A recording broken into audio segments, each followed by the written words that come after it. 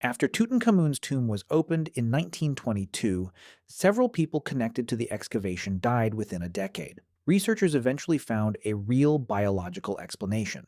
The tomb was discovered by archaeologist Howard Carter and his team in the Valley of the Kings, after years of funded searching that had turned up little else of significance. Carter had spent over a decade combing the valley, and his patron, Lord Carnarvon, had grown increasingly reluctant to keep funding an expedition with so little to show for it, agreeing to one final season before the discovery was made. Within months of the tomb's opening, Carnarvon died from an infected mosquito bite complicated by blood poisoning, worsened by a facial cut from shaving over the bite. Newspapers at the time seized on the timing and the coincidence, and the phrase "Curse of the Pharaohs" spread quickly through the international press, fueled partly by rumors of an inscription supposedly found near the tomb's entrance warning of death to anyone who disturbed the pharaoh's rest, a detail that was later disputed, and appears to have been exaggerated or entirely invented by sensationalized reports. Over the following years, a handful of other people loosely connected to the excavation also died from various causes, and the legend grew with each death, despite the fact that most members of the actual excavation team, including Howard Carter himself, lived for many more years afterward with no apparent ill effects. Carter, the person with by far the most direct and prolonged exposure to the tomb, spending years cataloging its contents in close proximity, died of natural causes nearly 17 years later, at a fairly typical age for the period. Statisticians who later examined the survival records of everyone actually present at the tomb's official opening found their lifespans were broadly comparable to what would be expected for people of similar age and background at the time, a finding that quietly undercut the popular narrative without ever managing to catch up to it in the public imagination. Here's what modern science has actually found, and it turns out to be genuinely more interesting than a curse. Ancient tombs, sealed for thousands of years, can become an ideal environment for certain molds and bacteria to grow undisturbed in the dark, feeding on organic material left behind, including food offerings, wooden furniture, textiles, and even the remains inside. Researchers studying sealed tombs and ancient burial sites have identified mold spores, including species of Aspergillus, a fungus known to cause serious respiratory illness in humans, particularly in people with weakened immune systems or existing lung conditions. When a long-sealed tomb is opened, these spores, dormant for centuries in the absence of light and airflow, can become airborne and inhaled by anyone present, sometimes at concentrated, harmful levels, especially in a small, poorly ventilated chamber that hasn't exchanged air with the outside world in millennia.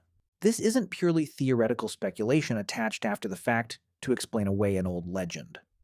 In the 1970s, researchers investigating a separate, well-documented case, the opening of the tomb of a Polish king that had also become associated with a string of unexplained deaths among those who entered it, tested the air inside the sealed chamber directly rather than relying on historical reconstruction.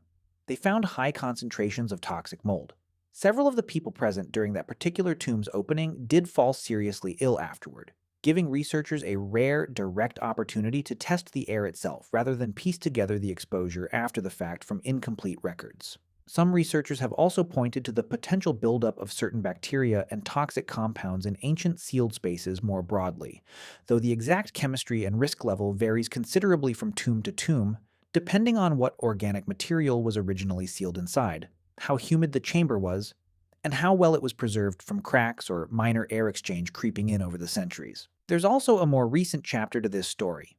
Researchers investigating a different set of ancient sites have documented cases of what's sometimes informally called tomb-related lung disease among archaeologists and conservators, distinct from any single dramatic outbreak but consistent with the same basic mechanism.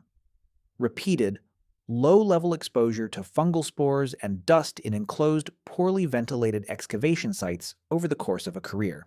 This has led some archaeological and museum institutions to adopt specific respiratory protective equipment and air testing protocols before entering newly opened or long-sealed spaces, treating the risk as a genuine occupational health concern rather than folklore. Decades after Carter's original team worked with no such precautions at all. None of this means every mysterious death linked to Egyptian archaeology has a single, tidy scientific explanation, and researchers studying the curse phenomenon have been careful not to overclaim in the other direction either. Some deaths attributed to it happened to people with pre-existing health conditions entirely unrelated to the tomb. Others had only a loose, sometimes exaggerated connection to the expedition, added later by journalists eager to keep a good story going long after the facts stopped supporting it. But for the specific documented cases where illness followed shortly after entering a long sealed space, the mold and toxin hypothesis offers something the curse never could: an actual, testable mechanism, one supported by direct air samples in at least one thoroughly investigated case, and consistent with what's broadly known about how dangerous organic material can become when left undisturbed in an airless, dark space for thousands of years. The pharaohs were not cursing anyone. They were, without meaning to, sealing something dangerous in the dark and leaving it there for thousands of years, waiting for someone to finally open the door.